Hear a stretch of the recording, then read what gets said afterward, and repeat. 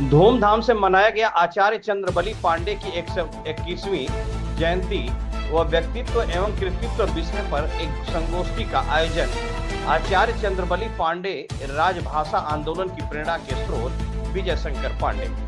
आपको बताते चले कि उत्तर प्रदेश के आजमगढ़ जिले के सतिया बाजार में स्टेशन रोड प्रभास स्नेह मंडप में आचार्य चंद्रबली पांडे जी की 121वीं जयंती बड़े ही धूमधाम से मनाई गई और संगोष्ठी का आयोजन भी किया गया।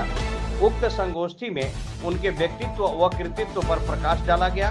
उक्त अवसर पर मुख्य अतिथि विधान परिषद सदस्य पूर्व मंत्री यशवंत सिंह, श्री 1008 श्री राम कृष्ण दास जी महाराज, विधानसभा मुबारकपुर विधायक Akhilesh Yadav, RK group of institution के चेयरमैन डॉक्टर प्रेम प्रकाश यादव, गजहड़ा जिला पंचायत सदस्य राम प्रवेश यादव, कन्हैया पांडे, मनोज सिंह, प्रवक्ता बापू, स्मारक inter college Dargah Ghosi Mau, doctor Dhananjay Sharma मुख्य वक्ता, assistant professor Sarvodaya PG college Ghosi Mau, Brijesh Giri कवि युवा साहित्यकार, जयस किसान इंटर कॉलेज घोसी मऊ, सुमित उपाध्याय साहित्यकार पत्रकार एवं विधिक शिक्षक, सुभाष चंद्र तिवारी कुंदन, श्री राम महिमा सागर के रचयिता हरि नारायण उपाध्याय, राकेश पाठक, रमेश राय, आचार्य जी के चित्र पर माल्यार्पण, पुष्पार्चन व दीप प्रज्वलित कर कार्यक्रम की शुरुआत की गई।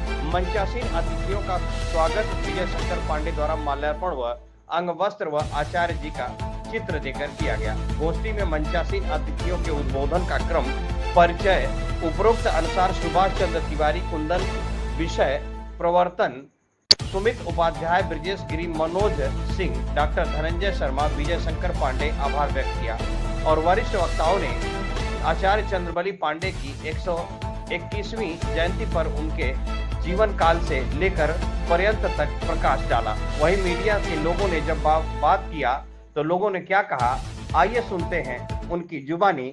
खबर बेधड़क से अशोक चौहान की खास रिपोर्ट दीजिएगा महाराज जी। श्री जटाराज श्री रामकृष्ण दास जी महाराज, स्थान से जनपद आजमगढ़। आज सठियाओं के इस हाल में आचार्य चंद्रबली पांडे जी के जयंती के अवसर पर आप लोग इकट्ठा हुए हैं, संगोष्ठी का आयोजन किया गया है। क्या उनके जीवन पर प्रकाश डालना चाहेंगे, पूरी बातों को बताएं।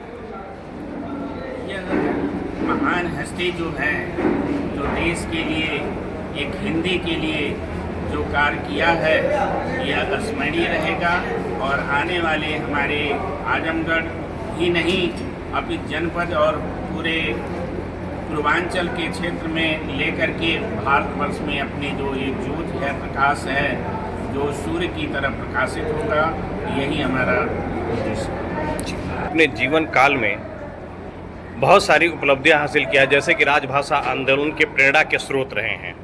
उनके जीवन के बारे में थोड़ा सा प्रकाश डालें। समाज के लोगों ने क्या किया है?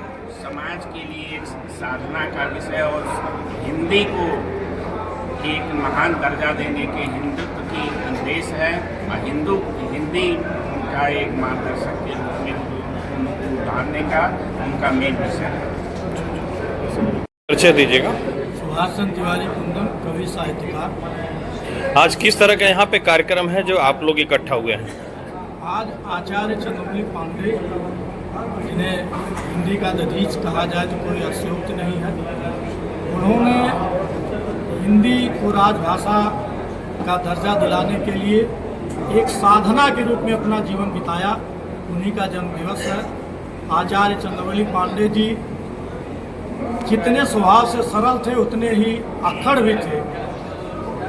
तत्समय उर्दू के हिमायती वाले लोगों के साथ जहां अनेक रियासतों का बर्दस्त था, निजाम हैदराबाद सहित अनेक मुस्लिम रियासतें लगी हुई थी।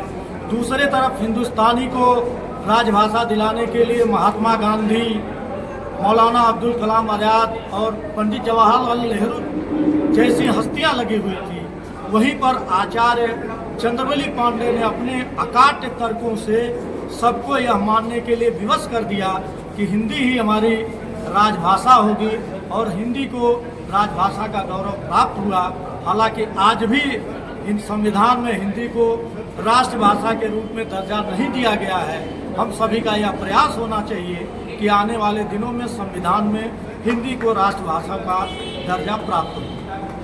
क्या संघर्ष इसके लिए जारी रहेगा आप लोगों का? इसके लिए यहाँ पर तमाम साहित्यकार जुटे हुए हैं और सारे लोगों से संघर्ष चल भी रहा है। इसके लिए तमाम बहस हो रही है, लेकिन इस संघर्ष को थोड़ा जैसे आचार्य चंद्रवली पांडे जी ने जो है वह साधना करते हुए नैष्ठिक ब्रह्मचारी रहते हुए उत्तर से दक्षिण भारत तक हिंदी के लिए जाकर प्रयास किए और हिंदी साहित्य सम्मेलन के सबसे कम उम्र के अध्यक्ष भी बने। तो इस तरह के प्रतिभा के किसी व्यक्ति को मुखर होकर सामने आना पड़ेगा। आचार्य चंद्रवली पांडे जी जब इतने कर्मठ थे, इतने जुझारू थे, साहित्यकार थे, आखिर में उनको इतना पीछे क्यों रखा गया, इतना लेट क्यों हुआ? हाँ, यह जरूर है कि यह जिस सम्मान के वह हकदार हैं, जितनी ऊंचाई उनको मिलनी चाहिए उतनी ऊंचाई हम समझते हैं आजमगढ़ जिले ही नहीं देश में भी उनको उतनी ऊंचाई नहीं मिली है, जबकि वह ऊंचाई वह सम्मान उनको मिलना चाहिए। आज इस पर इस गोष्ठी में चर्चा भी हुई है कि कम से कम आजमगढ़ जनपद में उनके सठियाओं में उनकी मूर्ति स्थापित है और अगले वर्ष हम लोग जो है आचार्य चंद्रवली पांडे का जन्मदिवस धूमधाम के साथ आजमगढ़ जिला मुख्यालय पर मनाएं, इस तरह का निर्णय यहाँ लिया गया। उनके मान सम्मान स्वाभिमान के लिए आप लोग क्या करना चाहेंगे? उनके मान सम्मान स्वाभिमान के लिए उनके विचारों को प्रचारित प्रसारित करना, जैसे अभी मदन मोहन पांडे जी ने जो है गोष्ठी में बताया है कि उनकी जितने किताबें हैं उसमें कुछ जीर्ण शीर्ण हो रही है, तो उनका वॉल्यूम भी तैयार कराया जाए और जो है उनकी व्यक्तित्व कृतित्व की चर्चा। बस लास्ट में पांडे जी की कुछ किताबें हमको बताएं जो उनके द्वारा लिखा गया था। उन्होंने जो है उनकी जो पहला प्रबंध शोध आया वह तवस्सुम उर्फ सूफी मत था।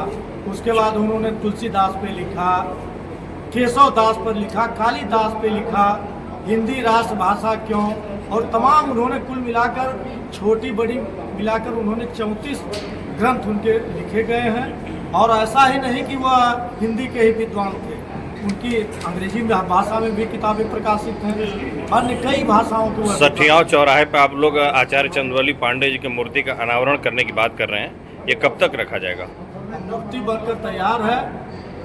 आयोजक मंडल या अन्य लोगों से बात हुई है कि वह कार्यवाही भी आगे बढ़ चुकी है। थोड़ा बहुत व्यवधान है। आज माननीय विधायक जी और अन्य लोगों के आश्वासन से लग रहा है कि जल्द ही यशवंत सिंह जी भी आए हुए थे, तो उम्मीद की जा रही है कि जल्द ही जो है इसी वर्ष 2025 में रखी जाएगी।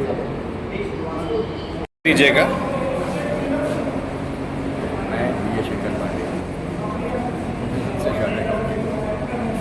आज किस तरह का यहाँ पे कार्यक्रम किया गया था? जन्मतिथि पे आज किया ये आयोजन के जन्मदिन पर 2007 से प्रतिवर्ष किया जाता है और ये आयोजन करते हैं। इनके नाम पर एक पुस्तकालय के गांव में जंगलाम में वहाँ हर तरह की पुस्तकें उपलब्ध हैं और लोग वहाँ आते हैं, पढ़ते हैं, लिखते हैं। वहीं पे एक चिकित्सालय भी चलता है जहाँ की महीने में कम से कम 500 हर पहले बृहस्पतिवार को 500 आदमी आते हैं इलाज कराने।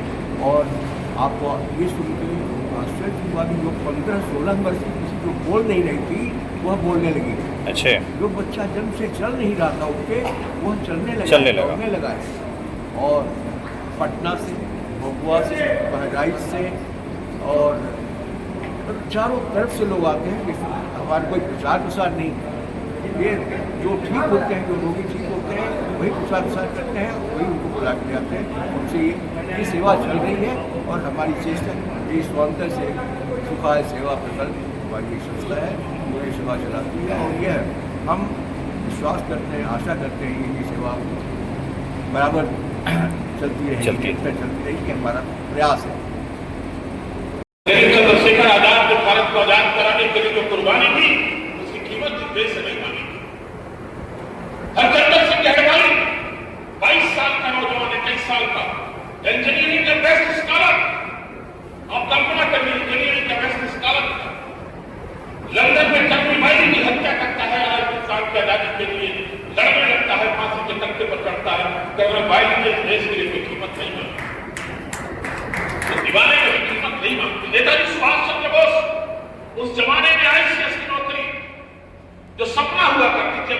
स्टोरी चलता आया है।